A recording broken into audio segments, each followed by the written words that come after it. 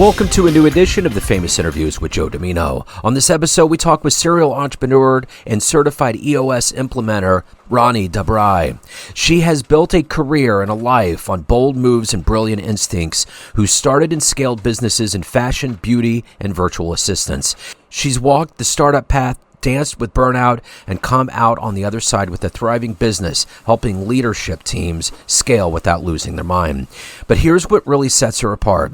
Her secret weapon is her ability to read a room and translate silence. From her base in Ireland, we get into the entire story. Enjoy this interview. We're in good shape. It's great to meet you. Thank you for taking a minute out for the program today. I'm looking forward to getting into your story and where we're going with it. So thank you. It's a pleasure to be here.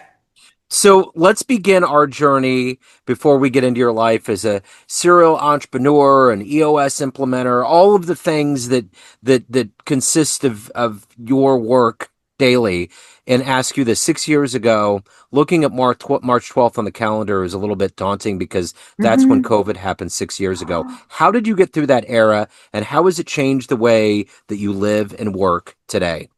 Yeah, that's so weird, actually. I didn't realize it was today. That's insane. Yeah. How did I get through that era? Well, something that's funny about me is I'm a closet introvert. So, and I'm also an eternal optimist. So at first when it happened, and none of us knew how long it was all going to go on for, at first when it happened, I was sort of like, okay, well, great. This is a legitimate excuse to not have to go out and meet people for a while. That's fine. And then it went on and on and on, and which obviously was unexpected for everybody. And kind of getting through it just involved making the best of what we had. And that's where the optimism came in, because I like working remotely anyway, but I knew that there were a lot of people that didn't. So it was just about, from a work perspective, leveraging contact and community and communication. And then from a life perspective, I've got two little kids, and we're lucky enough that we've got, gardens and stuff around us, really just having to pivot and figure out how do we continue educating them and giving them a quality of life that wasn't diminished by this impromptu situation we found ourselves in. So, there were a few things going on. And when I look back, I can't believe actually that it feels in one way 5 minutes ago, and in another way it feels forever ago. I can't imagine it happening again, but of course, who knows? Yeah, well, in America, I think about what's going on right now, and there's levels Right. of what we lived through during that time that's akin to that now with immigration and war and things that are happening. It just seems like since this administration has been in and out of office, it's just been absolutely uncertain and chaotic in a way that I've never experienced in my lifetime being in my 50s. Yeah, it's destabilizing, I'm sure. I mean, I go to America quite a bit, and every time I'm there, you can feel it in the air. Yeah. It's quite tricky to navigate. Yeah, well, but you talked about kids, and we have to keep it together and keep the optimism for the kids because they're going to take that torch on, and they need all the hope they can get from us that have been around a little bit longer. Yeah. So let's dig into your world and your work, and I want to get to the heart and soul of what you do. And to do that, I'm going to put you in a school. It's career day. You're in front of a group of 13-year-olds, and they want to know what you do for a living. How do you synthesize your life to make it make sense to their brains? It's funny you asked that, actually, because I was recently asked to do a talk in a school, and I think the way that I put it probably wasn't appropriate at the time, but in the end it worked out okay. The way that I put it was that I don't have a boss, and I'm in charge of my own future, which is great, but it also means I'm in charge of my own paycheck. And the way that I do that, and the way that I make my way through the world, is that I love to work with people, and I love to work with businesses, and I help them make their businesses run better. And that's probably about as simple as I can get it. So what did you want to be when you were young? When you were 13 in that realm, what was your dream gig? Oh, my dream, that was super easy, and I'm sort of bringing it to life now. I wanted to be a professional performer, so I wanted to get into the world of acting. I wanted to be in theater. I knew that my chances of getting into television were slim, so I was never after the fame, but I was definitely after the performance. And I did I did that at school, actually. I did that for my secondary school education. I did drama, I pursued theatre studies, even into tertiary education. And I now, as an adult, I've gone back to acting classes and I'm in the middle of a year where I've got a very serious sort of London Academy exam coming up in May. So I'm a little bit regretful that I didn't pursue it a little harder, but seeing how my life has turned out, I wouldn't really change it for the world either. It's just good that I get to go back and dip into that because I think you should never let your dreams die. You should go after them in some way. I totally agree. So let me ask you this. Where were you born and raised? That's a very interesting question. So I was born in London, but I spent the first few years of my life in India because my dad was Indian and my mum is Irish. And then we moved back to London and I spent a good bit of time moving around the United Kingdom. So I lived in Scotland, lived in different parts of England. And in the summer times, I would go to Ireland, which is where my mum is from, and I would be with my Irish relations. And then in winter times, I'd go to India, which is where my dad is from, and I'd be with my Indian relations. So I was raised in this very kind of hodgepodge way of different cultures and like a melting pot of different people and seeing different ways that people lived. So I'm bringing that into my adulthood, and I'm in Ireland now. That's where I've decided to eventually settle. It's the place that's home for me. But it was definitely very eclectic. And it's interesting you say it that way because it seems like the Indian culture has always cultivated this level um, of reaching for the stars, of Mm. high professions, making money, those kinds of things.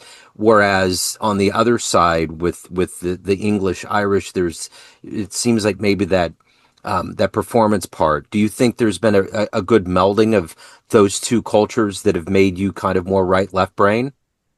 You know what? That's interesting. I never thought of it that way, but I think you're right. I definitely know from my Indian upbringing. My granddad primarily was the person who raised me in India, and he pushed and pushed and pushed the value of hard work.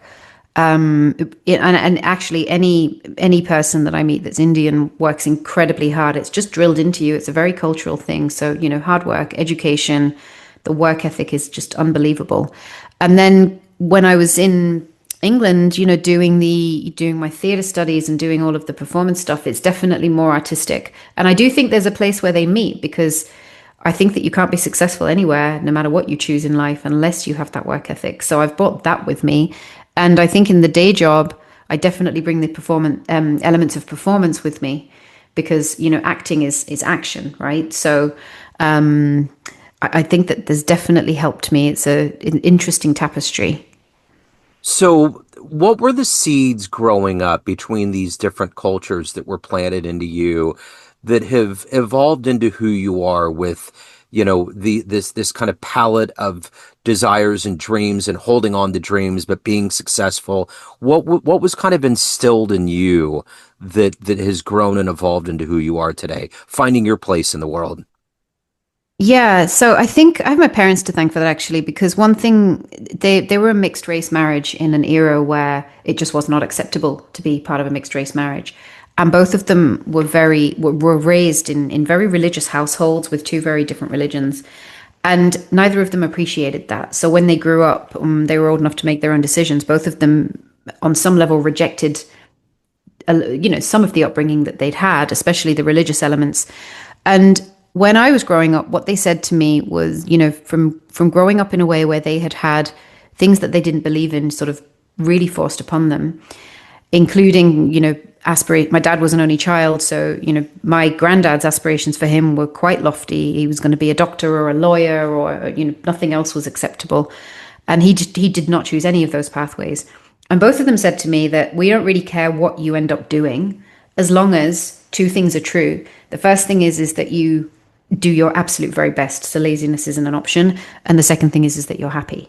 And for me, I really took that with me. I teach my kids that as well. And it just let me realize and understand that, whatever I ended up doing, as long as I worked hard and was happy, then that would be fine. And for me, those things are probably the most powerful seeds that were planted. So, who's been your hero? Who's been your inspirational force in your life that's allowed you to navigate and find your place?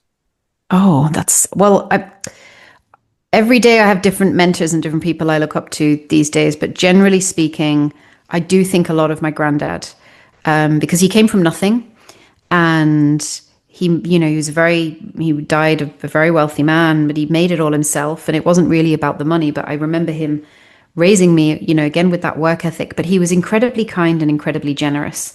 And, I don't know if you've ever been to India, but certainly the India of 40 years ago, poverty it's in a country of extreme wealth and extreme poverty. There's an odd juxtaposition of the two things. And he was extraordinarily generous with his time, with his money, and he really believed that, if you must do anything in life, yes, you work hard, but you've got to make an impact and you've also got to look after other people. And I think about that a lot because kindness is a non-negotiable for me. If you can't be kind and if you can't be good, then you can't be in my life. So, and I think I get that from him. I really think about him a lot. I had a good friend of mine that's in a high level of IT, and he goes to New Delhi, and he was explaining to me last year. He told me two things that stuck out. He said, A, do not look the monkeys in the eye.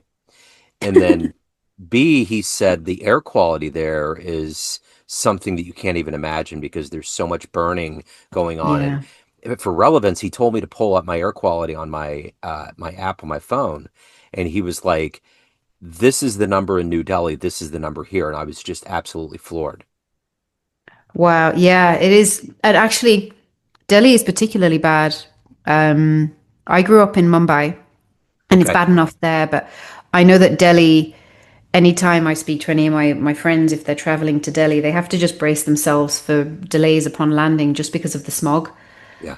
But yeah, the air quality, the pollution, it's on another level. It's, everything about India, the minute you step off the aircraft, it hits you from the heat to the people, the colors, the dirt, the dust. Yeah. Just absolutely everything is extra. It's supercharged. So you would mention being kind, and I'm curious, you know, the, the thing about being alive on this planet is that it can be difficult, and every little piece of kindness can really make a profound impact and change the trajectory of our lives. What is one of the nicest things that anybody did for you that left that mark on your existence? I think this is true in general now anyway, but there's a particular incident that, not an incident, that's the wrong word, but a particular time and a person who I actually think about in a weird way very, very often.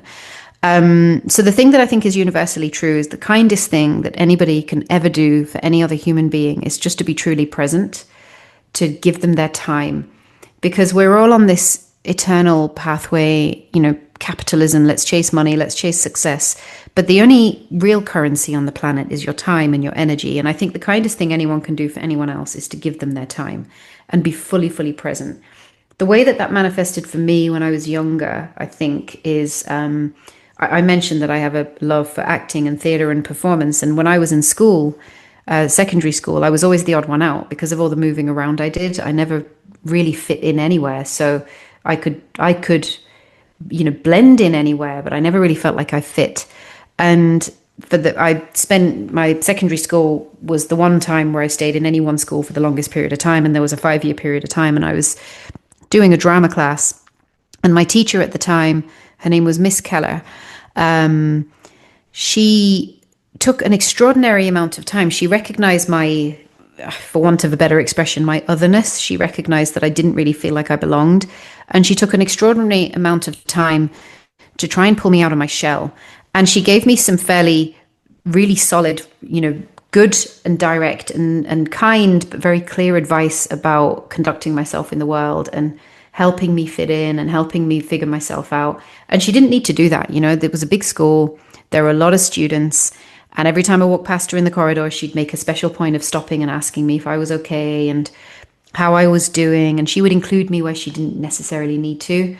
And she was also really a brilliant teacher. She was a wonderful actress. We'd go and see her in theatre plays. And she always took that minute to recognize me. And she, like I said, she gave me some really good advice about just being myself and never being afraid to just, never feeling like I needed to fit in. By being myself, I would fit in. And that nugget has stayed with me. I think about her often, actually, which is remarkable considering it was, years and years ago, decades ago now. But yeah, that was an extraordinary act of kindness that had ripple effects up until today. So if you can meet anybody alive on the planet right now, whether they're successful in business or in any other realm of life, that you could spend some time with and ask some questions that you admire, who would you love to meet and talk to? Oh, wow. Um, Living or dead, doesn't matter. We can do a ghost. Yeah. You can do a ghost. I think it's probably a little cliched, but I haven't really thought about this question before. But the first person that pops to mind is Nelson Mandela.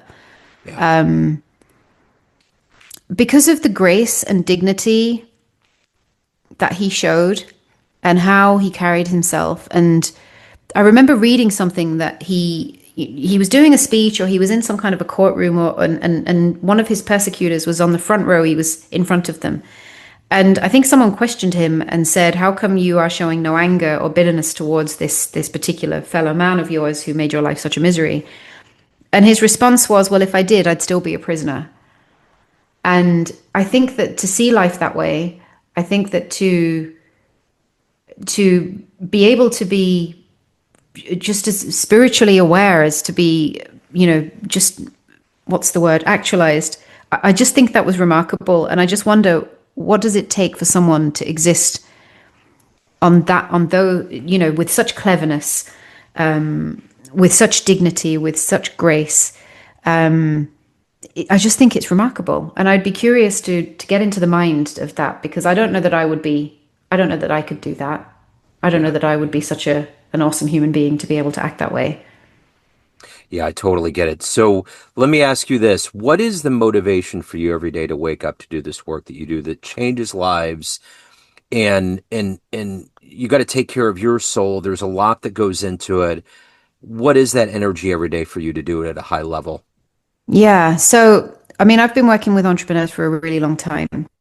And you meet lots of wonderful, interesting, weird, wacky, crazy, happy, sad. You meet all kinds of walks of life.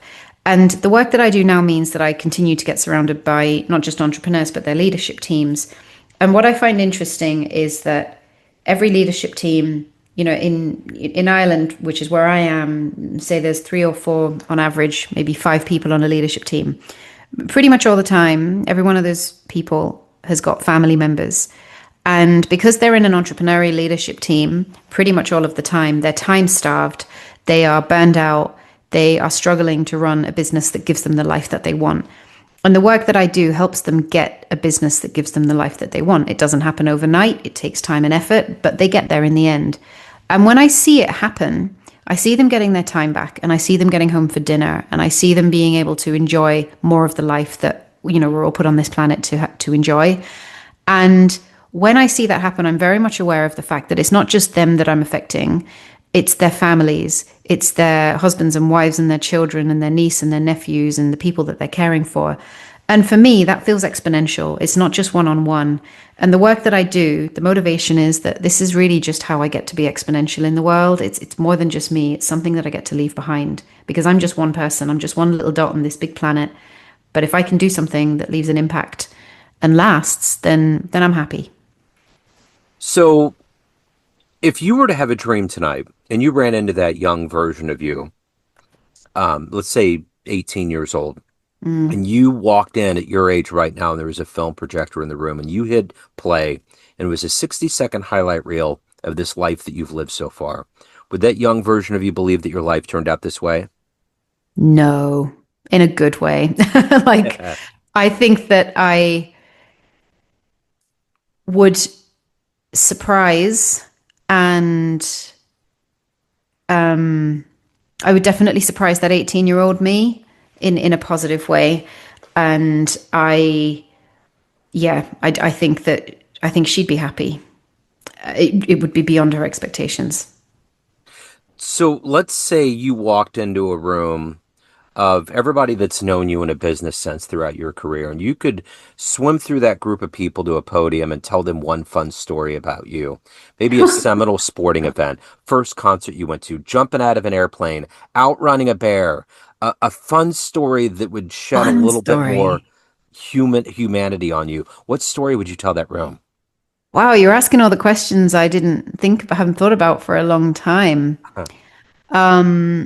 A fun story. Okay, so it's probably a little collection of fun stories, but from a young age, I was into, well, say young age, kind of mid-teens. I was into music, dance music in particular, in the nightclub scene, and so I, younger than I was supposed to, I got jobs writing as a music journalist, so I would get to review nightclubs. And one of the gigs that I got one evening was a challenge where, so when you're a nightclub reviewer, you get in free everywhere and you can bring your friends with you and you never pay for your drinks. You get treated like a celebrity. It's really, really cool, right? And it's a lot of fun. And you usually get a hotel and you have this amazing, weekend lifestyle because all the nightclubs, they want a great review. But there was one challenge that this magazine set for me. And they said, we want you this weekend to write an article about going out and not spending any more than $20. But you can't leverage any of the strings that you would normally leverage. So you can't get on a guest list. You mustn't, you've got to still have a great night out. You can't get in before 4 a.m. You can't steal anything. You can't do anything wrong, but you definitely can't pull any strings. So you can't use your contacts. You've just got to make it. You've got to figure it out. And it was $20 and it's got to be you and a friend and you've just got to figure it out. And I never thought we could do it because I was used to going out and being treated like a celebrity. And if I had to pay my own way, it would have cost thousands. So I was there thinking, okay, $20, what do we do? And so we ended up partying our way around Sheffield. We just walked down the street and found house parties and we met the craziest people.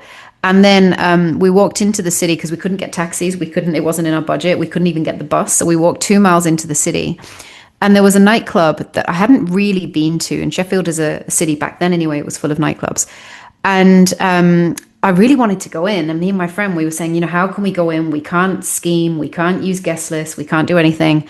And so I hatched this. And the other thing is, by the way, we had a photographer following us around to gather evidence of, and also kind of keep an eye on us, right? To gather evidence of this free night out. And there were bouncers outside the nightclub. And I hatched this idea that I said, you know what, we'll distract the bouncers. And when they're not looking, we're just going to run in and pretend that we were just allowed in. And I checked with the photographer and I said, does that count as stealing? Is it breaking the rules? And he said, well, it's a gray area. You could try it. We'll just see if your editor accepts it. So I said, all right, you've got to get, photographic evidence. So he got a picture of us basically running. I think I was midair because I jumped over a curb and running into this nightclub. And all you could see was the back of me and my friends. We ran in and we burst in the door. And we successfully got in and we were delighted with ourselves. But what we didn't realize is that the entrance that we'd gotten into was actually the VIP entrance anyway. So it got into this special area that, it was only, backstage. It was not backstage, but like the DJs or the artists. And that particular night, there was a special performance. And the person doing the special performance was Shaka Khan.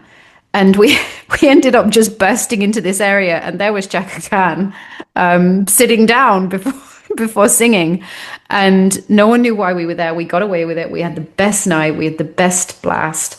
And I just think about that often. And I've still got a magazine with the clippings of the photograph of me running into that club with no one saw us. So it was just a really fun time. That's very cool. So, of everything that you've done, accomplished, and evolved to at this point in your life, what are you the proudest of?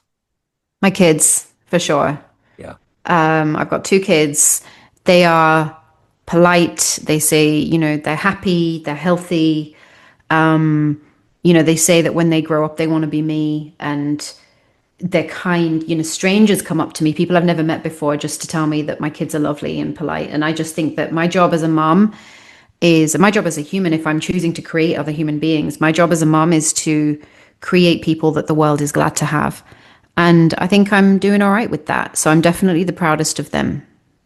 So everyone has a perception of you, family, friends, clients, colleagues, everyone that knows you, but you run the show. What's your perception of you? Who do you think you are? My perception of me? Wow. Well, I'm kind. I know I'm kind. I know I like to take things, I know I'm an optimist and I like to take things, as lightly as possible. And I definitely my perception of me, as I said about my kids, I want to be perceived as someone who is a good parent and a good caretaker. And by that, I think, I don't just mean my kids, I mean my extended family, I mean my employees. I want to make sure that I feel like my perception is that I do that to the very best of my ability every single day. And if I can keep doing that, then I'm happy. So if anybody wants more, they want to reach out, they want to dig into everything that you're doing, where's the best place for them to go? So LinkedIn is probably the best place. I post every single day on LinkedIn, so you can reach out to me there. I do have a website, ranidabrai.com, but I'm more active on LinkedIn. Wonderful. This has been absolutely wonderful. Thank you so much for taking a minute out. Thank you for the work you're doing. I really appreciate your story today. Thank you. I really appreciate being here. Thanks for tuning in to another famous interview with Joe Dimino, where we cover the world of art, literature, business, spirituality, music, and more from around the globe. Our esteemed theme music was composed and produced by the great E.E. Pointer of Kansas City's River Cow Orchestra. If you want to hear more interviews, visit the Famous Interviews with Joe Dimino channel on YouTube. You can also find us on Spotify and Apple Podcasts. Thanks again for listening, and until next time.